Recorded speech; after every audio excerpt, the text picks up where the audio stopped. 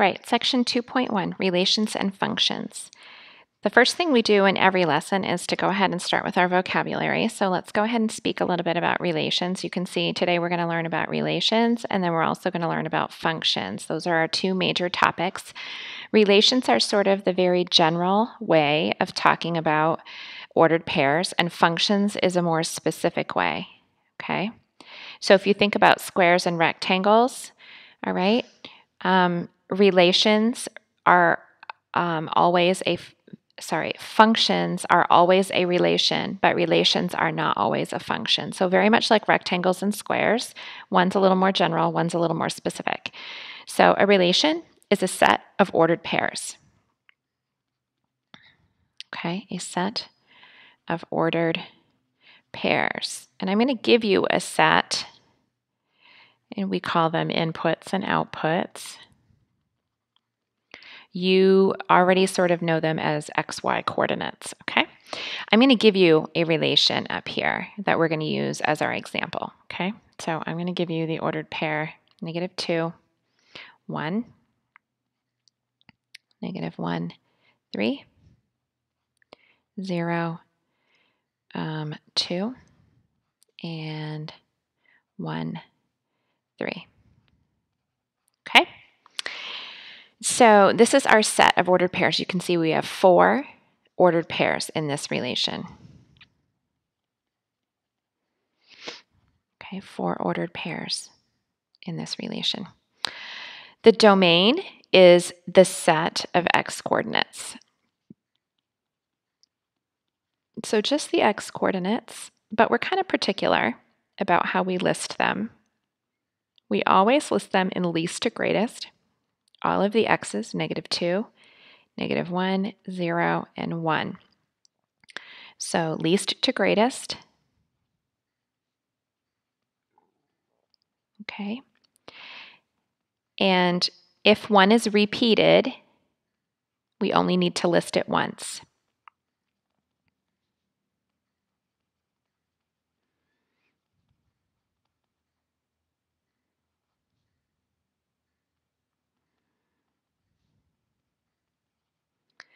Okay.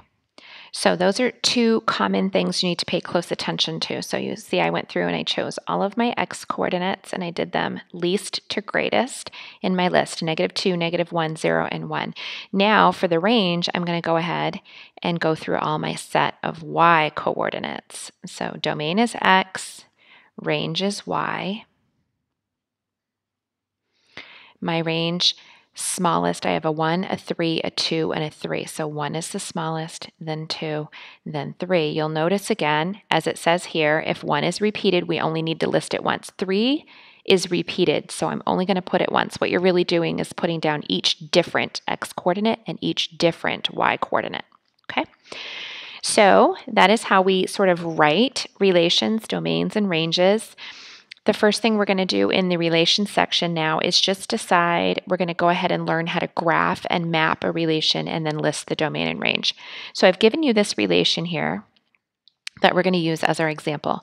We're going to graph it, we're then going to map it, and then we're going to identify the domain and the range. There's 4 things. You will have to do this on quizzes. When I give you a range or a relation, you're going to have to graph it, map it, and then identify the domain and the range. So this is a good example to make sure you fill in. Let's graph. So before we do that, let's cross out this -10 because there's no way that's going to fit on this particular coordinate board I gave you over here. It only goes to 7. We're going to change that to a -3. Okay, and then we're going to move on. Let's graph. Remember, when you're graphing, you do your x coordinate first. So -1, backward 1, and -2, down 2. 3, 6, both positive, so forward 3 and up 6. -5, -3, both negative, so backward 5, down 3. And then 3, 2, both positive, over 3 and up 2. So there is our relation graphed. We can check that off. We've done that. Now we need to map it. So here's how you map it. You make your domain and range, and you make these giant bubbles. Seems strange, I know. And then you list all of your domains in the bubble, And again, try to do them least to greatest. And if one is repeated, we only list it once. So let's go through our domains. -1, 3, -5, and 3. So -5 is the smallest, then -1, then 3. Go through your ranges. Again, smallest one is going to be -3, then -2, then 2, then 6. And then what you do is you match them up. -5 matched with -3. -1 matched with -2, 3 matched with 6, and then 3 also matched with 2. So you just go ahead and map them. This is called a mapping. Just put them in their respective bubbles and then match them up. Then identifying the domain and range, we already practiced that up here when we were talking about the definition. So the domain is in these fancy little brackets that are really hard to make. -5, -1, and 3, least to greatest. We only write them once. And then the range is -3, -2, 2, and 6. Okay, so basically that is a relation in a nutshell. It's a set of ordered pairs and the set of the x coordinates and the set of the y coordinates. So let me go ahead and clear the screen and scroll it up for you. Whoops. And we are going to now talk about a function. So a function, remember, is a little more specific. So step 1 is to define our function. It is a relation. So remember, again, it's a set of ordered pairs. It is a relation where each domain, remember your domain is your x, each domain is paired with exactly one range. And remember, your range is your y. So each x is paired with only one y. Okay, so this is the definition of a function. There are two kinds of functions. So once you figure out whether you have a function or not, you then have to get a little more specific and tell, is it a discrete function or a continuous function? So a discrete function is just simply a collection of isolated points.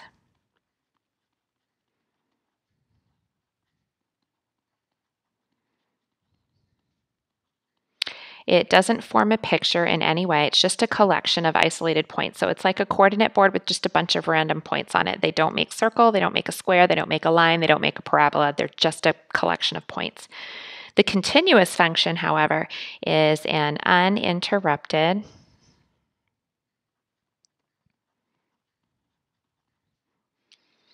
line or curve. Uninterrupted line or curve. So this is going to form a line, it's going to form a parabola, it's going to form a cubic function, an exponential function. So it's going to look like some sort of function you're used to seeing.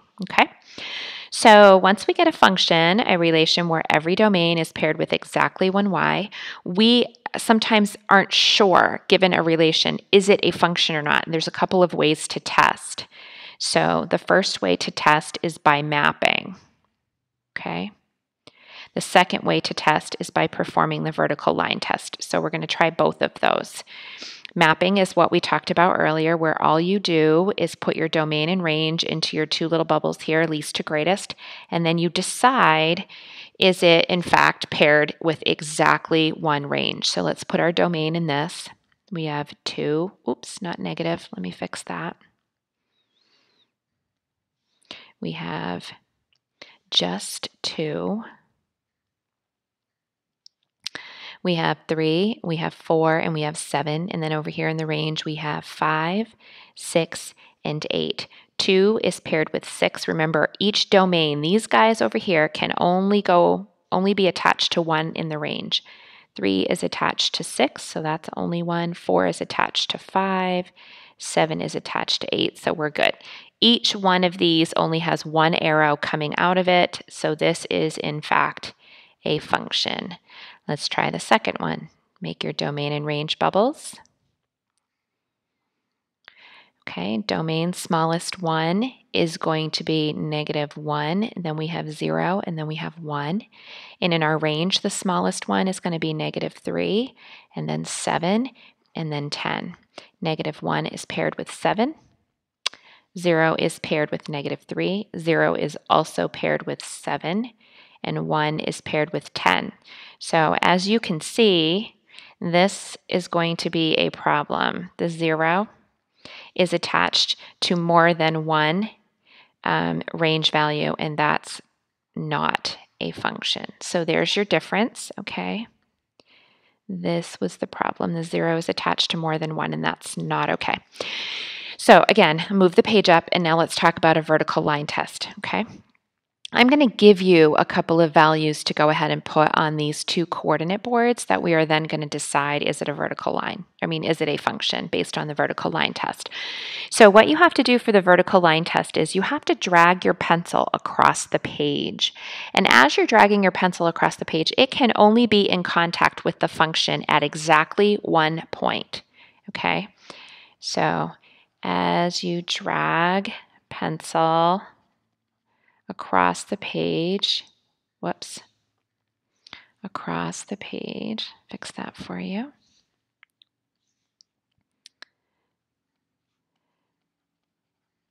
It can only contact the function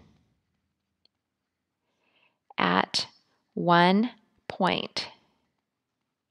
Okay, so if I gave you this function, so I'm just going to put some random points on here, okay? And if I were to take my pencil, let me choose a different color that we can see better. And if I were to drag my pencil across the page, so it would be standing here vertically. These dashed lines are representing my pencil. As I go across, it's only touching each one of those points at one specific spot. So this is in fact a function. But in this case, maybe I'm going to draw you a circle, and let's pretend that's actually a circle. And I'm going to draw my dashed pencil, right? This is a problem because my dashed pencil is touching my function in more than 1 point on that particular vertical spot. That's a huge problem in a function. That means that this x value of -2 is connected to more than one y value. It would be connected up here at 4, and it would be connected down here at -3. And remember when we did our mapping, this number, -2, cannot be attached to more than one y value, so not a function. Okay, so you can test by mapping it or by the vertical line test. The last thing we have to talk about real quickly is functional notation. So this is something you've also been pretty familiar with for quite a while. I'm just not sure that anyone really called it functional notation for you before, but let's just talk about it a little bit. This symbol is what we call functional notation, and we read that as saying f of x. F parenthesis x means f of x, and it means that you have a function of x, okay? So what does that mean? It means that there are going to be many values for x that you need to try. When I say you need to try, what in the world am I talking about? I'm talking about this thing that I like to call plug and chug. You're going to hear me say this a lot, plug and chug. This is a plug and chug situation where I'm going to give you values of x. So I'm saying in this particular case, x is -3. In this particular case, x is 0. And in this particular case, x is 5. And what I want to know is when x is -3, how much is my value worth in my function? What does my function's value, its y value, actually mean? So what I'm saying to you is f of -3 means that you're going to take that and you're going to plug it in anywhere I see x. So I'm going to take this -3 and I'm going to plug it in right here where it's supposed to say x. So I'm just replacing the x with this value -3, and you're being told what to replace it with. So then you're going to get -9 minus 5, which is going to give you -14. So when x was -3, the function or the y value equals negative 14. That's what it's asking you. Saying take negative 3, plug it into the function, and tell me what it equals. Okay, we're going to do it again for 0. So f of 0 means 3 times 0 minus 5. 0 times anything is 0, leaves me with negative 5. So when x was 0, y was negative 5. Do it again for 5. 3 times 5 minus 5. So we get 15 minus 5, or 10, when x was 5, y was 10. Now I know I'm kind of cruising through these. They're just plug and chug. You can certainly pause the video, try one, see if you got the same answer that I do, and then move on if you want to do that. These ones both involve fractions. I'm going to tell you right now, fractions are your friends, and you're going to need to start getting used to them. Please, please, please keep them in fractional form. Do not change them to decimal form. We're going to go right ahead and multiply this out. If you struggle with fractions, you need to see me. I can give you some assistance with that and help you with finding a calculator app that will also help you check your work. So f of negative 3 means 3/4 times negative 3. That's the first thing that I have to do because my negative 3 went in right here. And then I need to subtract 1. So what we end up getting is negative 9 over 4, right? Because that 3 is over 1. So multiply across the top, negative 9, multiply across the bottom, 4. And now I have a problem because I'm subtracting a whole number from a fraction. We can't do that. So we're going to take this one and we're going to change it into fourths. How many fourths do I need to have one whole? All 4 of them. So 4/4 is the same thing as 1 whole. Now I can actually do my subtraction. Negative 9/4 minus 4/4 gives me negative 13/4. So when x was negative 3, y was negative 13/4. Okay, let's do 0. 3/4 times 0 minus 1. Anything times 0 is 0. We get negative 1. When x was 0, y was negative 1. Now we have to do 5. So 3/4 times 5 minus 1. So I'm going to get 15 over 4 minus, again, change this to fourths, 4/4. So 11/4. That means when x was 5, y was 11/4. Last problem. Chug for negative 3. So negative 1/5 times negative 3 plus 3/5. Whoops. That should say 3/5. Okay. So negative 1 times negative 3 is 3. So I have 3/5 plus 3/5. That gives me 6/5. So when x was negative 3, y was 6/5. F of 0. Negative 1/5 times 0 plus 3/5. Anything times 0 is 0. So I get 3/5. When x was 0, y was 3/5. So f of 5. Negative 1/5 times 5 plus 3/5. One's in the numerator, one's in the denominator, so they cancel. I get negative 1 plus 3/5. Again, you can't combine these unless they're common. So 5 over 5 is the same thing as 1. Negative 5 plus 3 is negative 2/5. So when x was 5, y was negative 2/5. So that is how you're going to plug and chug.